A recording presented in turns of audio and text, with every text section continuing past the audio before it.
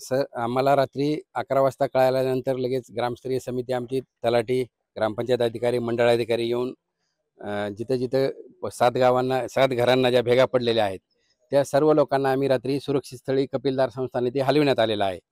आणि प्रशासनाच्या दृष्टीने सांगायचे म्हटल्यास सकाळीच अपर जिल्हाधिकारी, तहसीलदार साहेब सर्वांनी व्हिजिट केलेले आहेत आणि गावकऱ्यांच्या म्हणण्यानुसार त्यांना पुनर्वसनाचा प्रस्ताव आम्ही शासनस्तरी पाठवत आहोत.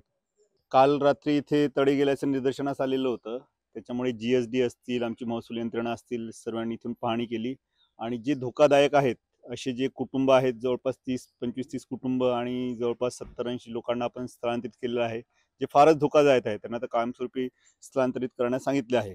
त्याचबरोबर आपली ग्रामपंचायत असेल, ग्रामपंचायत सदस्य असतील आणि जेवढे नागरिक असतील त्यांच्याही चर्चासुद्धा झालेली आहे. आपली ह्याच पठाराच्या वर जवळपास 60-70 एकर गायरान जमीन आहे. त्यांची मागणी आहे की तिथे स्थलांतरित करावं.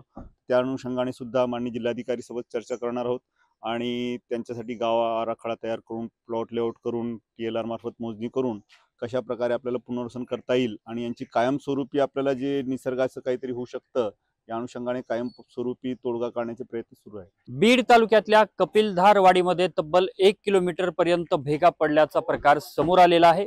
गावामध्ये भूस्खलन होत असल्याचं गावकऱ्यांचं म्हणणं आहे. या परिसरामध्ये सध्या जर आपण पाहिलं तर अप्पर जिल्हाधिकारी आणि तहसीलदार दाखल झालेले आहेत. प्रशासकीय यंत्रणा या ठिकाणी पोहोचली आहे. इथे आपण पाहिलं तर या संपूर्ण घराला सुद्धा भेगा पडलेल्या आहेत आणि सध्या बीडचं जिल्हा प्रशासन जे आहे ते या गावामध्ये दाखल झालेलं आहे. संपूर्ण परिसराची पाहणी केली जाते.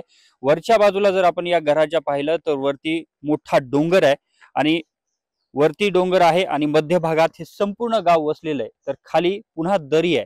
म्हणजे हा संपूर्ण जो भाग आहे तो घाटातला आहे आणि या घाटातील दरीमध्ये हे संपूर्ण गाव वसलेलं आहे. गावाची अतिशय बिकट अशी परिस्थिती सध्या पाहायला मिळते.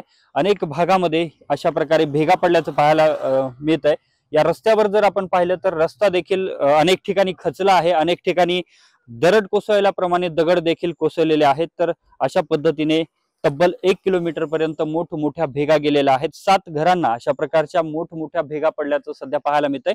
या गावातील अनेक लोक जे आहेत आता भीतीपोटी बाहेर पडलेले आहेत आणि या गावातून ते सुरक्षित ठिकाणी स्थलांतरित झालेले आहेत. या ठिकाणचं जे देवस्थान आहे त्या देवस्थानाच्या परिसरामध्ये हे लोक जे आहेत ते आता दाखल व्हायला सुरुवात झाली आहे. या गावातून ते बाहेर पडतायत. सध्या जिल्हा प्रशासनाकडे या संपूर्ण गावकऱ्यांनी आमचं पुनर्वसन करावं अशा प्रकारची मागणी केलेली आहे आणि प्रशासनाकडून देखील तसा प्रस्ताव जो आहे तो शासन स्तरावर वर पाठवला जाईल अशा प्रकारे अधिकाऱ्यांकडून सांगण्यात आलेलं आहे. एकूणच आता या गावाच्या परिसरामध्ये भीतीचं वातावरण पसरलेलं आहे आणि प्रशासनाकडून संपूर्ण परिसराची पाहणी केली जाते.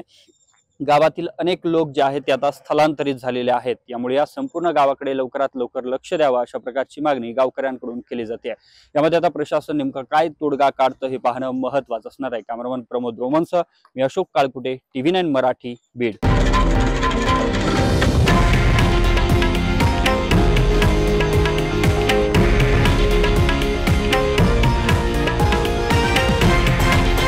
हे आहे देशातील नंबर 1 न्यूज नेटवर्क आणि आपण पाहत आहात TV9 मराठी, एकमेव.